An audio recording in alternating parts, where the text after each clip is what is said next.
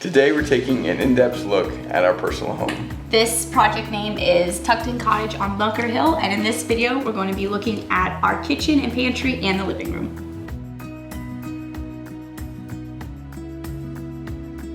So you walk through the mudroom into the main living space of the house. When we bought the house, it originally had a wall going right through the center of it. The steps were going through the center of it. So what we did was we moved the staircase to a more practical location, and it had like a 7-foot 6-inch ceiling through the whole house. And then we ended up vaulting the entire ceiling to show off the cathedral point. I was super pumped that we did that. That was Kyle's idea. Along with all the framing, the furnace was in the attic, which meant it was very inefficient for heating and cooling. So we ended up having to move that.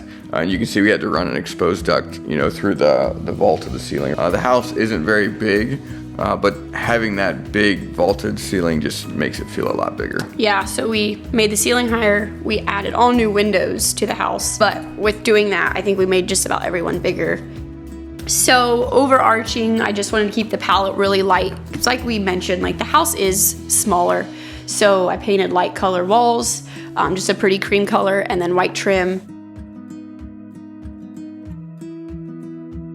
The overall vibe of this house was just more of a modern cottage vibe. So I wanted the built-in effect with our kitchen cabinets, but I pulled in more of a modern design with integrated poles. You can see that I also have the toe kick. It's darker, so there's just some higher end details that I threw in with the cottage feel. I wanted to add the single shelf across the window just for visual interest to tie your eye from the wood floor then to that shelf. And then I know that the hood would be a dominant feature. It's darker, so it connects your eye with the toe kick and moves your eye around the design. So again, I have the cream color I used throughout, I have the oak accents, and then I have some black accents or darker chocolate accents. Those kind of both do the same thing for your eyes. And then like I mentioned in the laundry room, I have a little bit of the dark floor, we have dark hardware, so that black element carries your eye throughout the design.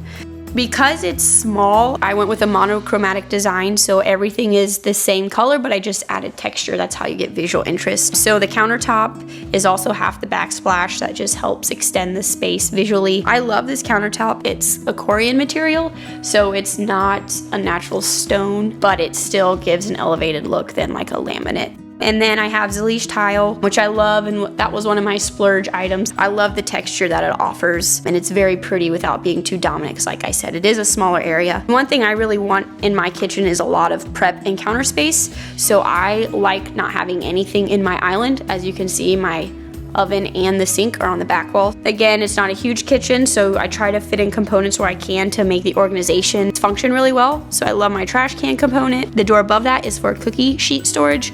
And then I like to utilize drawers where I can in a kitchen because it just functions better. Next up is our pantry. So obviously the kitchen isn't very big, but to make it work for a family, we added a pantry. The pantry used to be the only bathroom in the house. So we were able to close in one end, open a door on the other end, and then just pack a bunch of storage into that room. As you can see, the living room is just part of the open feel of the entire house, kitchen, dining, living. The thing I appreciate the most with the living room is the fireplace. We don't really need it because our house is small and we have good heating, but it's just nice to start a fire in the wintertime as well.